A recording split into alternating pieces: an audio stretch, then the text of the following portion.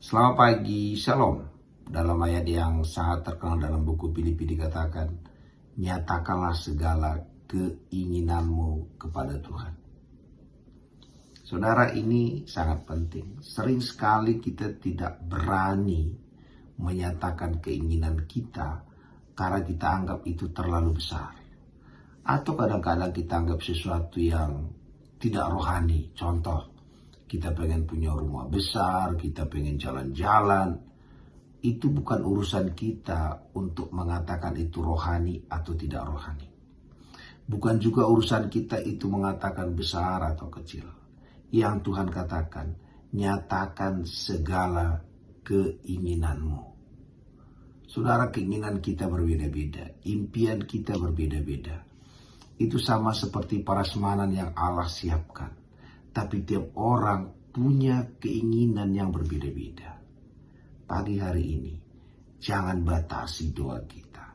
Jangan batasi khayalan kita. Jangan batasi impian kita. Bahkan Tuhan katakan, bagi Dialah yang sanggup melakukan jauh lebih banyak daripada yang kita doakan atau pikirkan.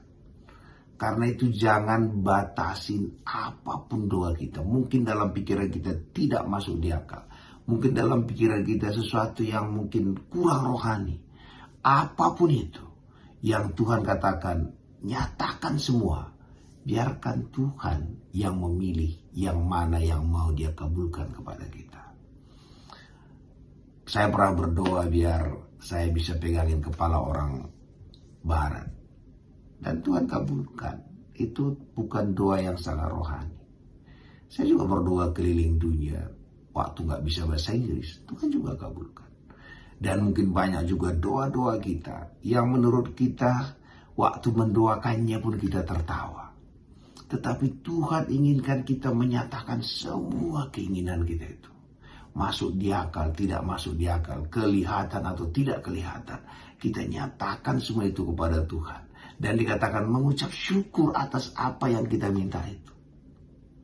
Jadi pagi hari ini tidak ada doa yang terlalu besar. Tidak ada doa yang terlalu mustahil. Tidak ada doa yang begitu sukar bagi Allah.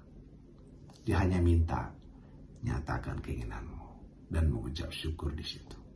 Terpuji nama Tuhan. Selamat pagi, Shalom.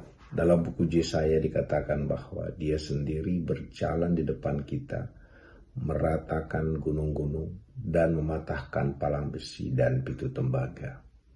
Dari ayat ini bisa kita lihat bahwa hari-hari kita adalah hari-hari mujizat.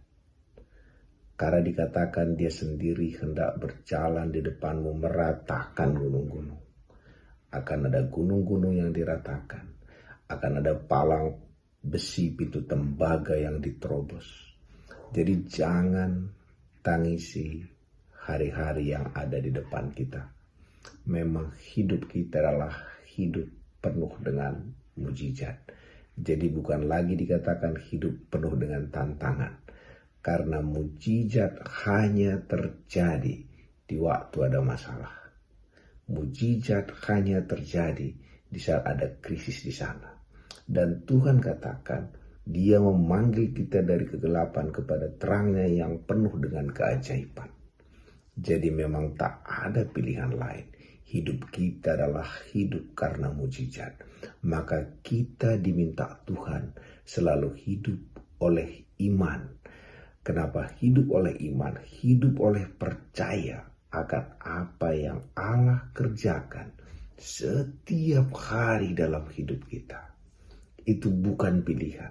Dan kalau kita tidak mau hidup dalam hal mujizat itu, kita akan capek. Karena kehidupan mujizat itu kehidupan yang tidak mungkin. Sama seperti berjalan di atas air. Jadi hari-hari ini jangan lagi tangisi tantangan, gunung, tembok, apapun yang kita hadapi. Memang kita tercipta untuk hidup hanya percaya saja. Karena kita tidak sanggup menghadapinya. Kita tidak mengerti bagaimana bisa menghadapi hari-hari yang akan datang itu. Tetapi Allah sudah berjanji, Dia sendiri berjalan di depan kita, meratakan gunung itu, mematahkan palang besi itu. Jadi kita nggak perlu laporkan gunung-gunung tantangan itu kepada Tuhan, karena Dia sudah duluan melihatnya di depan kita.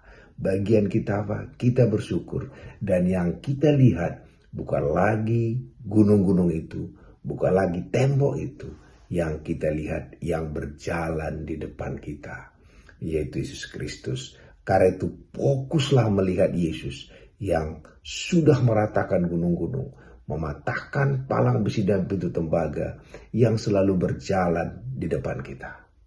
Jadi memang hidup kita adalah hidup penuh mujizat, dan syarat bisa menikmatinya adalah hidup dengan iman. Terpuji nama Tuhan.